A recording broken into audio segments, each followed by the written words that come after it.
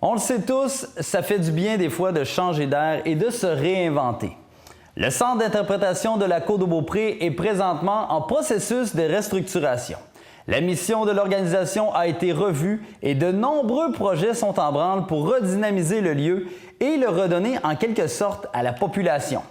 Je discute du renouveau du Centre d'interprétation avec Alexandra Lecomte et avec le nouveau président du conseil d'administration, Patrick Tanguay.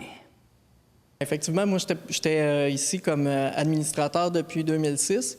Ça a toujours été Mme Quentin, là, qui était à l'époque présidente là, au niveau du conseil d'administration. Ça faisait une couple d'années que Mme Quentin me disait « Ah, j'aimerais ça laisser » parce qu'effectivement, elle n'habitait plus sur la côte de Beaupré, puis elle trouvait intéressant que les gens qui vont continuer à s'impliquer, ce soit des gens qui habitent la côte. Donc, ça allait de soi à un moment donné qu'elle me dise ben, pourrais-tu prendre le centre, là, je te le laisserai. Fait qu'effectivement, c'est ce qui s'est passé cet hiver. Finalement, on a fait la passation. Puis là, effectivement, je suis président depuis le mois de février. Excellent. Et il y a Alexandra qui s'est joint à l'équipe. Oui, bien en fait, à partir de fin septembre à peu près. Donc, je suis muséologue de formation, m'engager pour diriger un peu comme directrice donc, du centre d'interprétation, pour essayer de revoir, aussi faire un état de la situation, revoir qu'est-ce qu'on pourrait changer, améliorer, bonifier. Donc, tout un mandat, mais que je prends avec cœur et j'y crois vraiment. Là, donc, voilà. Qu'est-ce qu'on pourrait revoir? Et en parlant de ça, bien, on est en grosse restructuration ici. Et qu'est-ce que ça veut dire, ça, une restructuration? Bien, ce qui est intéressant, c'est de savoir que le centre d'interprétation était ouvert à l'année. Il est encore ouvert à l'année. Les gens, souvent, avaient l'impression, les résidents là, de la Côte-de-Beaupré avaient souvent l'impression que c'était fermé. Effectivement, on avait connu une baisse là, au niveau de l'achalandage plus local. Puis l'idée, bien aussi, c'est que l'offre, on allait plus vers l'offre touristique des gens d'ailleurs, fait qu'on continuait à accueillir des groupes, mais surtout en saison estivale. Ce qui fait qu'à un moment donné, veut pas, si on est ouvert à l'année, bien, il faut s'assurer d'avoir des gens qui viennent à l'année.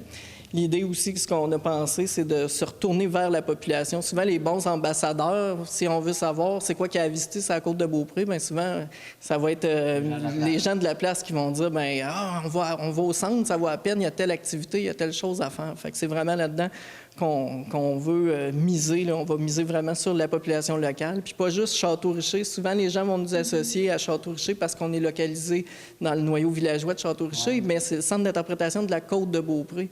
Donc, même au niveau du conseil d'administration, ce qu'on tente de faire, c'est d'aller chercher des gens, pas juste de Château-Richer, mais vraiment d'aller chercher des gens de l'ensemble des municipalités, puis faire en sorte que, finalement, le centre d'interprétation soit vraiment connu par l'ensemble de la population locale.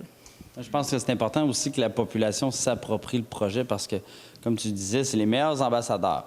Et aussi, vous avez retravaillé un peu votre mission pour recentrer les efforts au bon endroit. Oui, bien en fait, on a élargi, si on peut dire, notre mission. Donc, évidemment, on met toujours en valeur l'histoire et le patrimoine de la Côte-de-Beaupré, mais on a voulu ramener ça jusqu'à l'actuel, donc c'est-à-dire de mettre en lumière l'identité, la culture de la Côte-de-Beaupré aujourd'hui aussi, donc savoir qui la compose, qui sont les artistes, qu'est-ce qui se passe aujourd'hui, c'est quoi l'identité de la Côte-de-Beaupré aujourd'hui. Elle vient d'hier, mais elle est encore active aujourd'hui. C'est celle qui fera l'identité de demain. Donc, essayer justement de se rapprocher des gens de la côte, mais en les mettant en valeur tels qu'ils sont aujourd'hui. Et Patrick l'a mentionné, donc notre programmation, vu qu'on est ouvert à l'année, on s'est dit, bien, ces gens-là, il faut aussi être un acteur mobilisateur de la côte. Donc, de venir servir les citoyens quelque part, évidemment toujours dans le milieu de la culture, mais donc d'où l'idée de créer des activités, des événements qui sont faits pour les gens de la place, qu'on les invite à venir, à participer, voire même à concevoir, à donner des idées de ce qu'ils aimeraient qu'il se passe ici au centre d'interprétation. Puis voilà, Patrick le disait bien, là, créer un sentiment d'appartenance, mais une fierté également, puis qu'on voit un peu le centre d'interprétation comme un acteur là, important de l'évolution et du développement de la côte. Voilà. Et à ce sujet-là, bien, il y a beaucoup de projets qui s'en viennent. Là, on a des idées plein la tête. Oui, c'est ça. Si on pourrait donner un exemple aussi avec la Galerie des créateurs, avec le circuit. Bien, juste de s'impliquer puis de dire aux gens qui sont créateurs sur la côte, bien, venez, puis nous autres, on va vous offrir un lieu où on va exposer pendant l'été. C'est déjà un pas, puis ça vient justement annoncer qu'effectivement, ce qu'on veut, c'est s'impliquer, puis d'être peut-être le flambeau, là, finalement, pas le flambeau, mais d'être le porteur de ce qui se passe en dehors de juste au centre, là, tu sais. Fait que déjà ça, je pense que ça vient lancer l'idée qu'on fera pas juste, on fait pas juste le dire, mais on va l'agir aussi. Fait que ça, je pense que c'est un premier pas, là. Oui. La Galerie des créateurs, justement, c'est un très bel exemple d'une belle vitrine culturelle pour l'ensemble de la Côte, de montrer ce que font les artistes et les artisans de la Côte-de-Beaupré, mais c'est également un bel exemple de travail en collaboration, en concertation avec les gens de la place, donc de dire quels sont vos besoins, quels sont vos intérêts, quels projets vous aimeriez faire avec nous, et donc de travailler dans cette voie-là là, de collaboration. Et ce que j'ai appris tout à l'heure en pré-entrevue, c'est que le Centre d'interprétation de la Côte-de-Beaupré est maintenant un site classé. Et qu'est-ce que ça change exactement pour vous? Bien, effectivement, le ministère de la Culture, au niveau du gouvernement, là, on a été classé, il me semble, au même moment qu'on a reçu là, le congrès de l'Association des archéologues du Québec. Okay. Donc, on est classé, ça veut dire que c'est un site archéologique classé, vraiment qui reconnaissent la richesse archéologique, étant donné que là, présentement, on est dans le 3e couvent. Fait qu'il y a déjà, depuis 1600, je sais plus, 94, là, que le premier établissement là, au niveau de l'école des filles. Fait que ça, c'est intéressant. Puis ce qu'on veut faire aussi, bien, on veut aussi que ça soit connu, puis par des activités. Fait qu'on est en train de travailler aussi des activités pour les enfants d'âge primaire, d'école primaire, pour être capable de leur offrir des activités au niveau de l'archéologie. Fait qu'on est là-dedans, là, de ce temps-ci, là.